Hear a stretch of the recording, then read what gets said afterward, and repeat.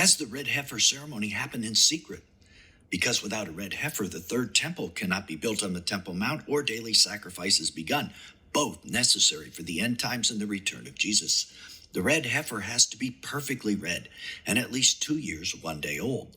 The heifers became of age in October, so they're eligible, and it's believed at least one heifer matched the Jewish requirements. Hamas, however, announced a major reason for their attack on Israel on October 7th was to stop the red heifer ceremony so that the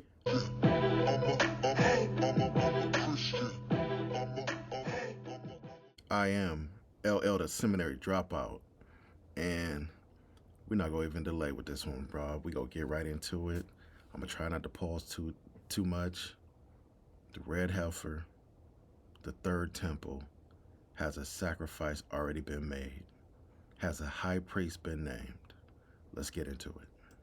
third temple could not be built, and no public ceremony has taken place because that would only worsen the chaos in the Middle East. But did a private, secret ceremony happen in Shiloh, where the tabernacle once stood? Because Shiloh is the one place in the world where the ceremony could happen other than the Mount of Olives. So, we must ask. The temple in Jerusalem will rise to fulfill all the ancient messianic prophecies. Some declare where and how. The Temple Institute in Jerusalem believes God will intervene and change the hearts of Muslims worldwide.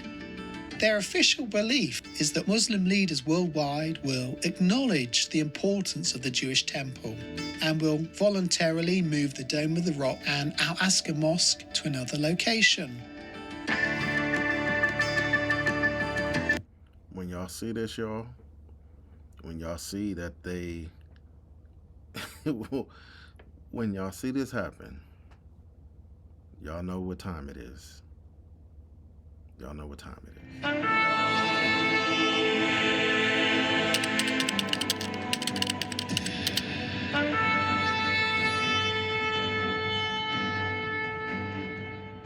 While the world remains distracted by wars, advances in artificial intelligence, economic collapses, and ever-intensifying geopolitical tensions, something of profound prophetic significance is quietly happening.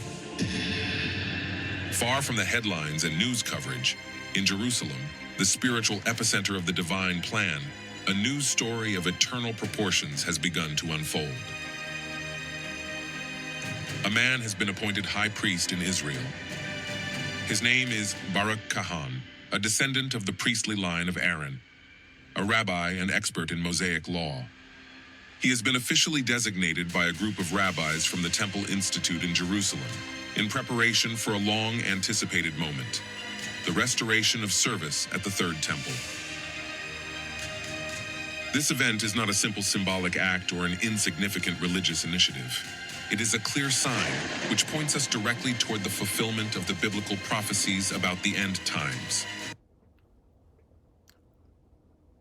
Fulfillment. I don't mean to sound reductionistic right now, but if we're talking about a checklist in order for the conditions to be right for the return of Christ, these are major ones to check off. Red heifer has to be sacrificed to bless the area so that the third temple can be built. High priest named. Things are in place, y'all. Although the Third Temple has not yet been built, everything is ready. The sacred utensils have been carefully crafted according to the scriptures. The priestly garments are already made. The Levites have been trained. And now, for the first time in more than 2,000 years, Israel has a high priest prepared to officiate at sacrifices. For many, this may seem like a minor event, a simple movement within Orthodox Judaism. But for those who know the scriptures, this event resonates as an echo of the prophecies of the end times, where it speaks of the restoration of the temple and the day when the Antichrist will sit in it proclaiming himself as God. The prophetic clock has not stopped. Every step taken in Jerusalem, every decision made, brings us closer to the fulfillment of events that will mark the destiny of humanity. Are we witnessing the prelude to the final fulfillment? Will Baruch Kahan be the man who paves the way for the revival of the ancient Levitical cult in the heart of Jerusalem? Are we seeing the first steps toward the fulfillment of Daniel 9:27, which mentions a covenant, the reestablishment of sacrifices, and a future abomination of desolation? Without a doubt, dear listener, this topic deserves our full attention. As a church, we cannot ignore what is happening in Israel, because as has been well said, Israel is God's prophetic clock. So if you'd like to learn more about the role of this chosen high priest in our day, and what it might mean in the context of Bible prophecy. Like I said, I don't want to sound reductionistic about just what's going on. I don't want to paint a caricature of like who this individual is.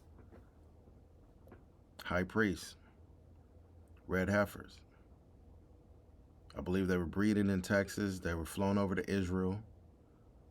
At the time of this recording, I believe there were 5, 3 may have been disqualified. It's rumored they've already sacrificed the red heifers. All the tools and things are in place. And like I said, if there was a checklist, these would be major events that would happen before the return of Christ. It's just a few more, y'all.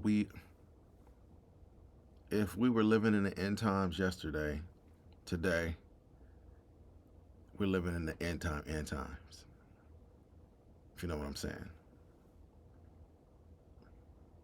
My job with this channel, with my content, is to provide news that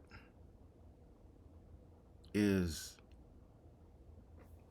associated with, or to provide you content that's going to be related to Christian current events or Christian things as a Christian that we should pay attention to or know what's going on. What more can I say? Many are called, few are chosen. Who is faithful? As always, love to you and peace.